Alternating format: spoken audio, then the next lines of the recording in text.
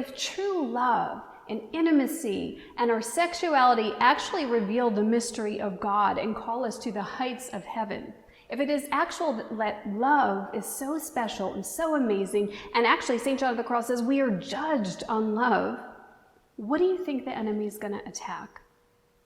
So Christopher West has this great quote. He says, if the body and sex are meant to proclaim our union with God, and if there's an enemy who wants to separate us from God, what do you think he's going to attack?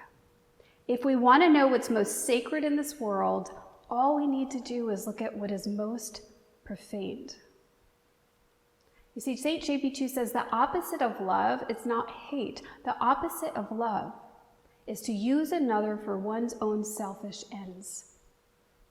So that's what lust does. Lust is a counterfeit love. It's something that looks good, it entices us. You know, it looks like it could be water, but it's not the living water. As a matter of fact, if you look at it really close, you'll see that it's a little blurry. It's a little foggy, like salt water. And when you taste it, well, it tastes wet. It looks a little like water. It tastes a little like water, but something is off. Something makes you feel afterwards shame and guilt and a negative effect. Whereas true love calls you to the heights of joy and freedom because it's the truth that sets us free. So this counterfeit love is also known as lust.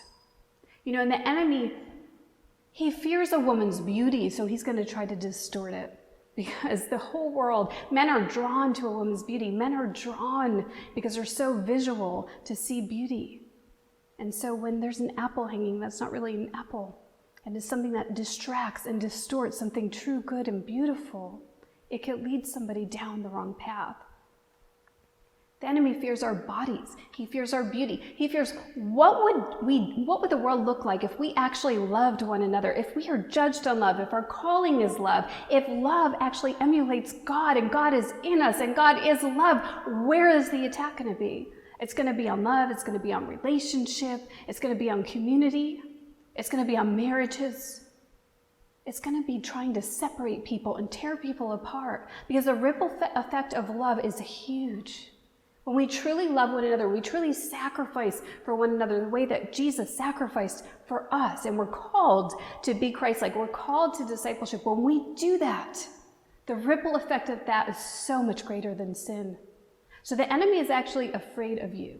He's afraid of us. He's afraid of what we might do. So he tries everything to distort that. When I was in college, I went out one night to this club. And I was out, so I can't say who, but I was out with a group of people and a really well-known, actually Catholic celebrity. And he was very nice. He was a good guy. But there at the table with us was this other really, worldwide known celebrity, one of the top celebrities you've probably ever heard of, and I'm not going to say his name because that would be gossip. But here's what happened. The guy sitting next to me said, so-and-so, the celebrity, wanted to go home with me. And I'm like, what do you mean he wants to go home with me? I don't even know him. And he said, and the guy said, well, don't go. And I said, well, why? And he said, well, don't tell him I told you, but he has a contest going on, and he's up to 2,000 women. See, that's what happens when desires get turned to selfish gratification, where people become objects and just pieces and just a game. It distorts something that is meant to be good, true, and beautiful. Unfortunately, that's the culture that we live in. I also had someone tell me recently, well, to get over somebody, you got to get under somebody. And I was just like, what? To get over somebody, we got to get under somebody.